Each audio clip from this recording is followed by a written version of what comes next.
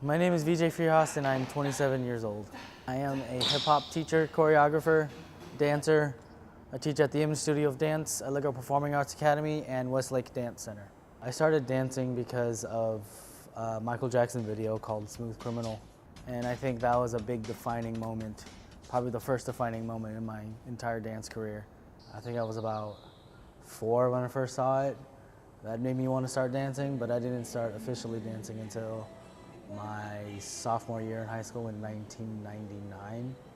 I guess I started doing the Michael Jackson stuff, the moonwalking across the floor. I think it was in 8th grade I started, or 7th grade, junior high, I started breakdancing or b-boying.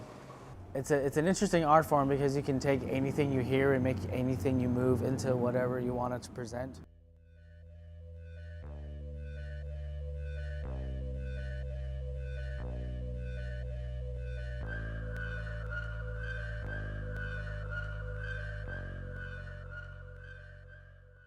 My name is Bianca Capeliella. I am 22 years old.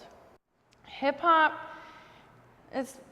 I've always been more of an upbeat kind of, more of a fast-paced person, always just go, go, go. And when I was younger, that's why the jazz and tap and hip hop kind of appealed to me more. But once I got older, it had a lot to do with my influence at the time, and my inspirations were all kind of big hip-hop pop artists, and that's what kind of veered me to go in that direction. Is most of that music was just what really made me move. My story of how I started dancing is very similar to a lot of other dancers. My mom put me in ballet class, and I was really young at that time, so I didn't really understand the full depths of dance. I tried a lot of styles, jazz, tap, even hula, but I never really stuck to it. But the moment I was introduced to hip hop completely changed my life. I mean, without music, we're just mimes, but since dancing goes so hand in hand with music, the music moves me.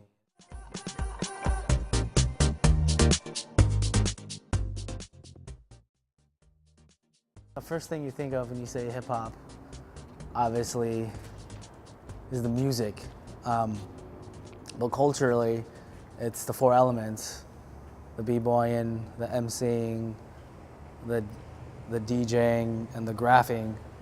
I think the biggest struggle is trying to stay fresh, trying to stay relevant. We're our own worst critic, so there's always like a doubt of how good you are, how well you can do. You hit a plateau sometimes. You don't know how much better you can become, but I think it's those moments that show your true passion for it, where you push through it.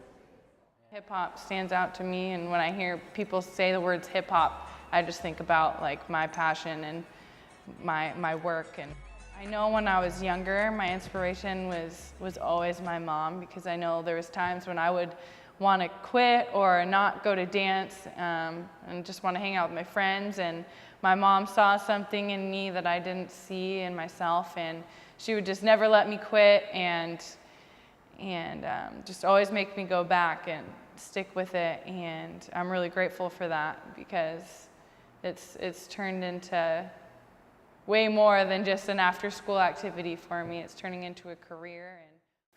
My number one inspiration is really the people that I dance with. I love being able to share a stage with people who, value the same things as me, that passion to perform, that passion to really inspire others as well, just like I was inspired when I was first introduced to dance, and more specifically introduced to hip hop. So my inspiration is to be an inspiration to others around me as well. My number one achievement is really socializing with people that I've met.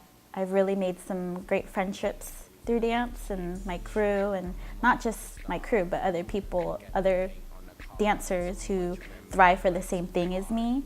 And I would definitely say being able to use dance as my own identity, because my parents never really supported me with it. They still kind of don't, but something that I always knew I wanted to do, and nobody's going to stop me from doing it, even my own parents. it might make me seem like a disappointment to them for continuing a genre like this because they don't really believe that it can be a career. But I guess in a sense I want to use it to sort of prove not just them wrong, but prove to the world that you can do whatever you want to do. Just make sure that you love doing what you do. It wasn't until my senior year of high school, I was like 17 or 18 years old, that I started taking dance, my training super seriously. I was a freshman in high school. There was an after-school dance club, and for some reason I just felt like I needed to go. And when I went, I remember, I will never forget this, but I saw a girl there and she was dancing, and just the way that she was moving, just the way that her mind and her body connected to the music, it amazed me. I heard about the audition through the internet, and I went out, and I was really scared. I didn't know anybody. I was definitely the outsider. It was pretty uncomfortable because down here I was used to being like team captain on select groups for competition teams, and to go out there and be kind of the underdog was very, very uncomfortable, and I had to spend time in the back of formations and really work my behind off. First time I was really involved with dance, I was actually in college, and I wanted to advance myself, so I started taking classes in Seattle. I joined a crew under choreographer Kalani Marks, and he made such a huge difference for me too. I joined his crew, PG, Physical Graffiti, and I don't know, like everything was completely different. It was good and bad at the same time, but it's just another learning experience. My first real backup dancing job was for a Chinese artist. So his name was Jay Chow. I lived in China for 3 weeks, touring with him.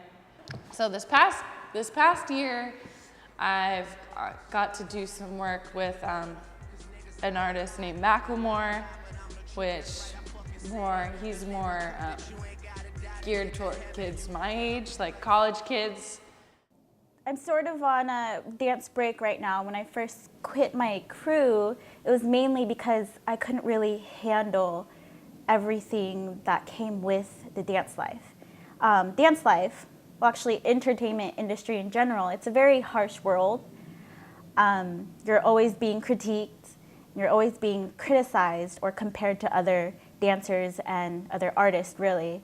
And at that time, I couldn't really handle that. And that's why when I go back, I want to make sure that I do it for a purpose and do it because, you know, I want to express myself, not because I want to be better than this other person. And that was probably my number one obstacle, is being, you know, my own identity and finding my own path. I would say my biggest obstacle has always been finances. It's hard to juggle, but when you want something, you can do it. The thing is I go through phases where I just cut out certain dance to save money, but every time I do that, I just realize how worth it is, and I'm able to do what I love every day. I've never been more happy. I do believe that everything happens for a purpose, and for me, it was just to grow up and mature more and find a way to, again, be my own dancer. In the end, no one can really tell you what to do or how to do something or how you should do something except for yourself. And everyone has their own timing. Everyone has their own pathways, their own purposes. And so, yeah, there's going to be struggles, but you can always overcome them if you really have that motivation for yourself. As far as my hip hop goes, or what I define hip hop as, is just what you want to do, staying true to yourself and expressing and presenting what you want to call your own.